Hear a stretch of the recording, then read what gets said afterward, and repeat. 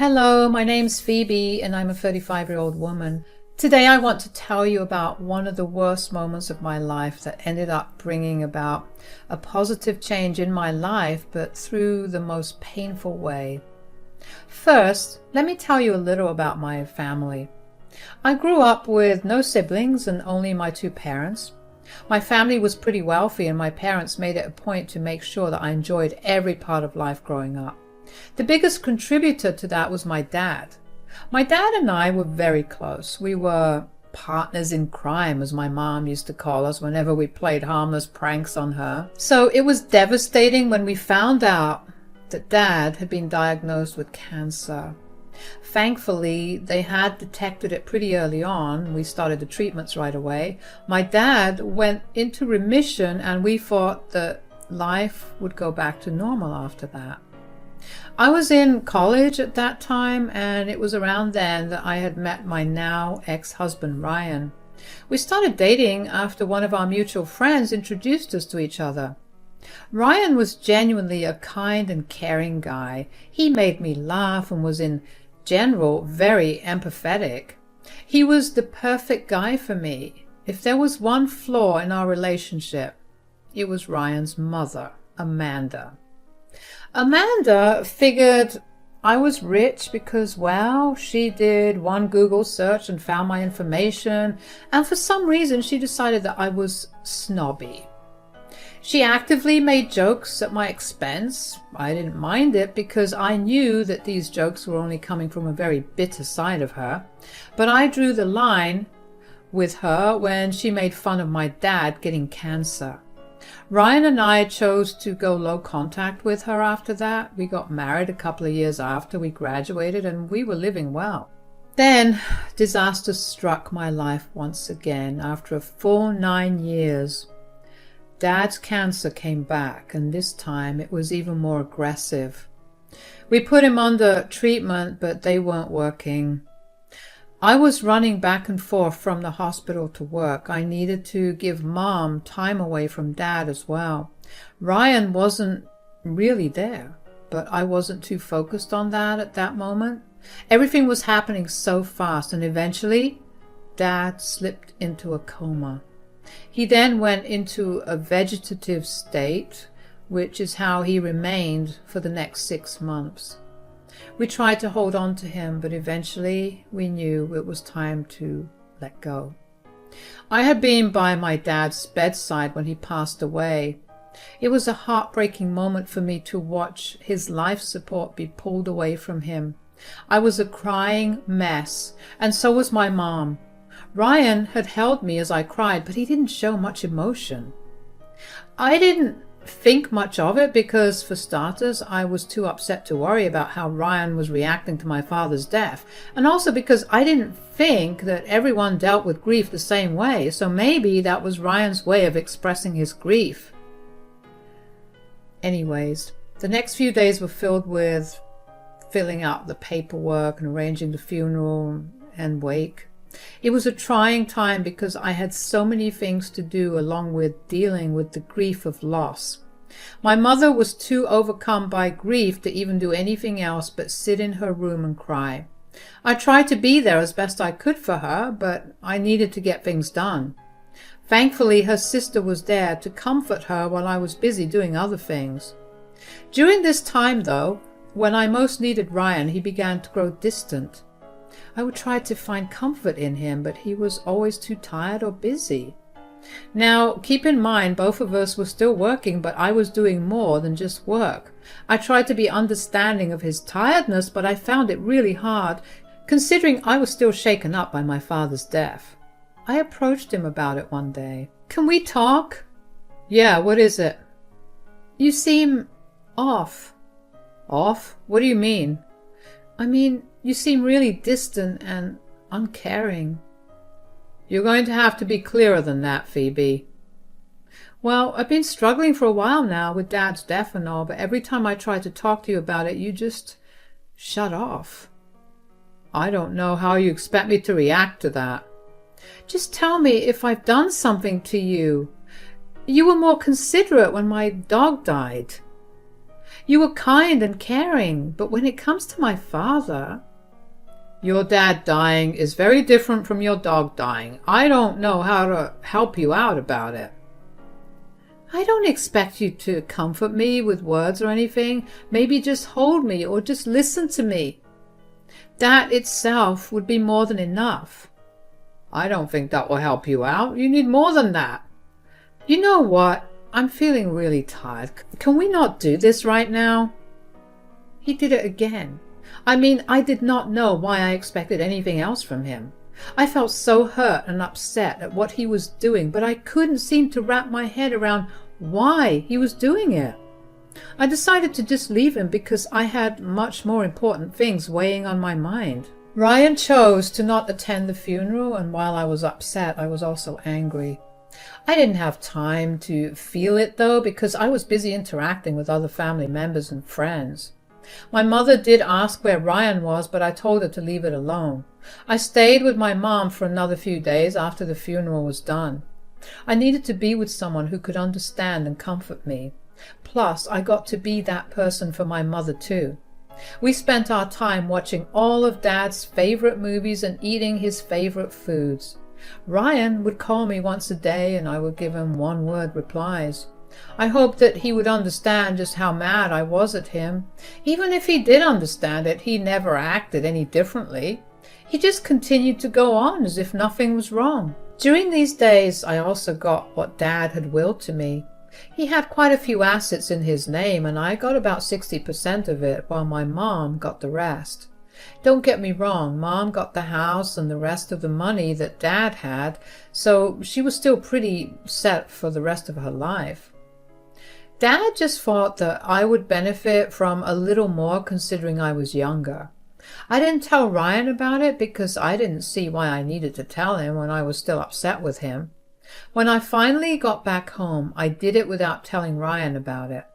I walked in and I noticed that Ryan's mother, Amanda, was there.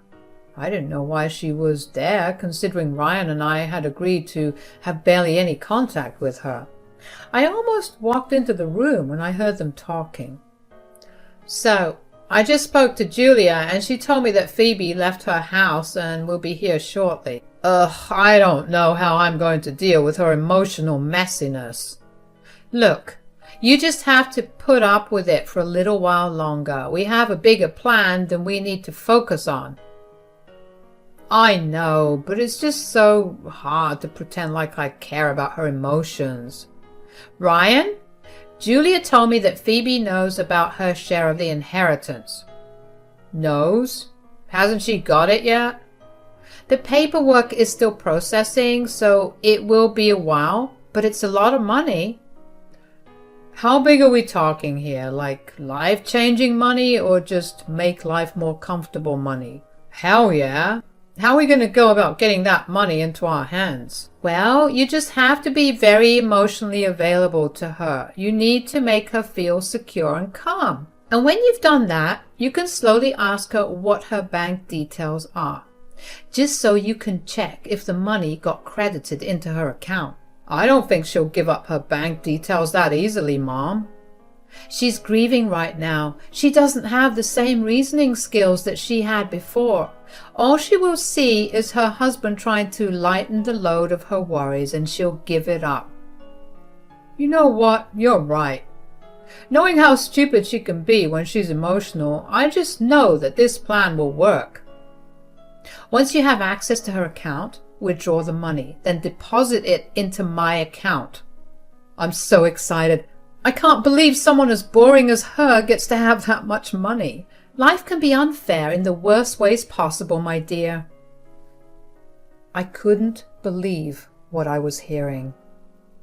Which was why, midway through their conversation, I started recording everything they said. I felt sick and like I was about to throw up. I heard Amanda and Ryan laughing at me, and I didn't understand why Ryan suddenly viewed me that way. Or was it not suddenly? Had he only been with me because he knew that I came from money? The thought was too sickening for me to keep thinking, so I quietly left the house. I made sure to make it look like I never entered. to begin with. I drove back to my mother's place because I could think of nowhere else to go. I felt numb emotionally. I mean, that would have been the only appropriate reaction to finding out that my husband viewed me as a pathetic, over-emotional loser whom he could easily steal from. You know, the worst part about their plan was that they were right. I would have very easily just given him my bank details. And that was not because I would have been too overcome with grief, but because I loved and trusted Ryan enough to know that he would never have done me wrong. If I hadn't overheard their conversation, I would have fallen into their stupid trap, and that pain would have been even worse because not only would Ryan have betrayed me, but he would have also stolen the only thing that Dad left for me. I wanted to feel angry, but at that point I was so used to the anger that I had been keeping inside against Ryan that it didn't seem to make a difference. When I reached my mother's place, she walked over to me with concern. "Honey, where'd you go?" "Nowhere." "I just got off the phone with Amanda." "Why were you talking to Amanda?" "She called me a while ago too to ask when you were coming back home, and she got worried when you took so long to get back. I almost flew into a panic too. Are you okay?" "Why did Amanda call you about me going back home and not Ryan?" "You know, I did think that was odd, but at the same time, even though you haven't told me anything, I know that there's something happening between the both of you that has been going on for a while. I haven't pried because I hoped you'd come and talk to me about it." "Yeah, well, Ryan had been acting very weird with me ever since Dad died." "Oh, weird? How?"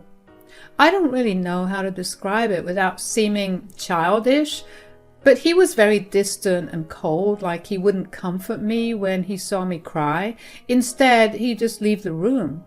Whenever I tried to talk to him, he was always conveniently tired and didn't want to talk." "Oh, honey, that's horrible." "Sure, but I know that he behaved that way because he thinks of me as an over-emotional loser." "Phoebe, how can you say that? Ryan's your husband. He can't possibly think of you in that way. Maybe you should talk to—" "I don't want to talk to him." "Honey, you can't be stubborn about this. If you are, you'll ruin your marriage." "No, I don't need to talk to him about anything because he's the one that ruined our marriage." "Huh? What do you mean?" I played the recording back to my mother and watched as her face turned from confusion to pure horror and disgust. She asked me if the recording was real, and I explained how I had reached back home just after she got off call with Amanda. I happened to hear them speak, and I recorded it because I couldn't believe my ears. My mother was understandably furious. She gave me the biggest hug and tried her best to make me feel better, but I was so emotionally drained that I couldn't reciprocate any of her emotions or even appreciate her actions. I just asked her if I could crash for the day and if we could deal with everything the next day, and she assured me that we could. The next morning I woke up to a flurry of texts from Ryan asking me where I was. I didn't want to reply to him, but I knew that I couldn't let him know that I found out about his plans. I asked my mom if she had told Ryan or Amanda anything about me being with her, and she told me that she had gone to sleep right after me.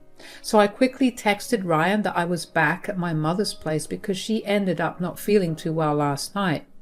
And I turned around and went back to her. After that, Mom and I ate breakfast in silence. Thankfully, it was the weekend, which meant that we could laze around in bed all day. Mom went out to buy some groceries, which were chocolates, ice cream, cookies, and everything else that heartbreak requires. We lounged in bed all day and re-watched Dad's favorite movies for the 6th time. As evening drew nearer, my mom was losing her patience with me. I could see it in the way that her legs began to bounce and the fact that she was quite literally biting her nails. I knew that she wanted to talk about how I could deal with my situation, and if I was being honest, so did I. So I paused the movie and turned to her. All right, stop biting your nails. Let's talk about what happened last night. Finally, I have some thoughts, but first I need to know how you feel. Well, I don't feel great. It hurts to think that the man I love didn't love me back the same way. Do you think that he never loved you, or that this was a recent shift? Gosh, I hope it was a recent shift. I can't imagine him having stayed for years just because he wanted my money. We went through way too much for that. And who do you think is to blame for this sudden shift then? Obviously his mother. I don't know why, but that woman has a thing against me from the start. We were supposed to have no contact with her, but then... Well, what do you think is the best course of action to take here?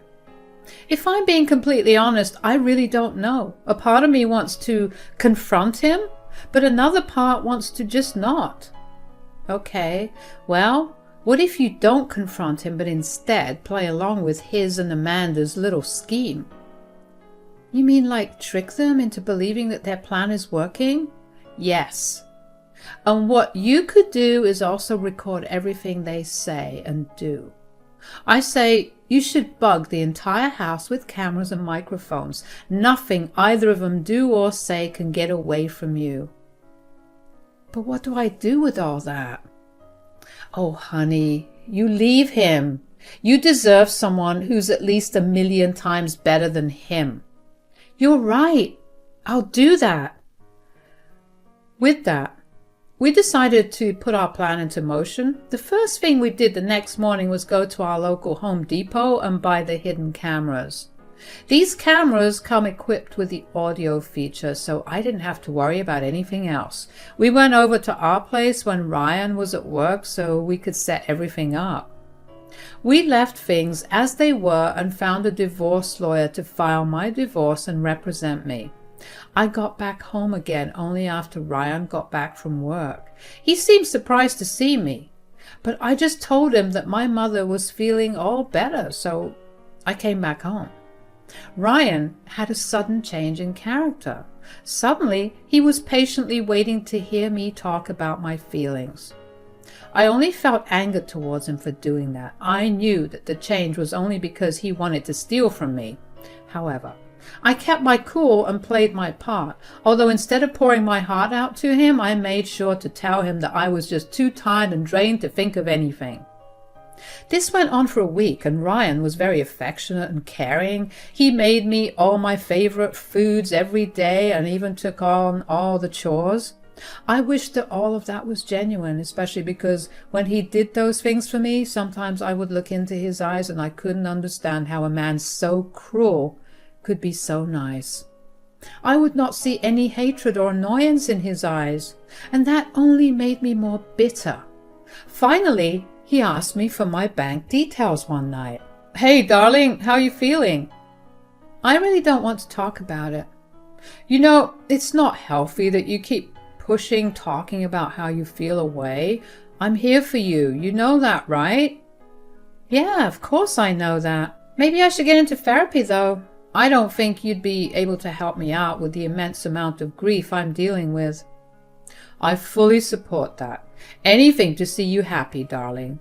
But how are we going to afford a therapist? I mean, this is the nicest way, but aren't they, like, pretty expensive? Yeah.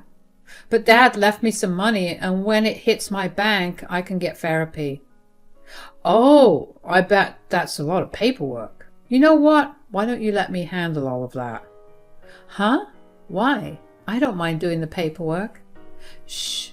It'll only put more stress on you. I just want my love to rest and heal right now. Why don't you let me take care of things, at least as an apology for how I behaved before? All right, I guess. I gave him my bank information, except I gave him the wrong PIN. You see, when he did eventually try to get into my account, his wrong attempts would prompt me to get a message from my bank. That would also serve as proof of his attempted theft. After that, it was only a matter of waiting. It took Ryan another 4 days before he attempted to withdraw the money that had been deposited in my account. He also decided to log into my bank through the bank app on his phone. It did not work. Next, he tried to withdraw money from the ATM. He must have tried it multiple times at work because my bank called me to inform me of the multiple attempts to withdraw money using the wrong pins. Another thing was that Amanda, she came over to our place whenever I was at work and Ryan was there. The two of them would talk about how their plan was taking time and how Ryan was unable to log into the account. With everything in my hands, I acted like I was going to work one day and made my way back home once Ryan was gone. I packed up all my things and only left him the divorce papers. I also left him a note stating that if he wanted to contact me, he should do it through my lawyer. I handed over the evidence to my lawyer and let her deal with everything thereafter. Ryan, of course, tried to contact me many times, but I just blocked him. Amanda also texted me a bunch saying things like I was ruining their lives and that I owed Ryan an apology for wasting all his time.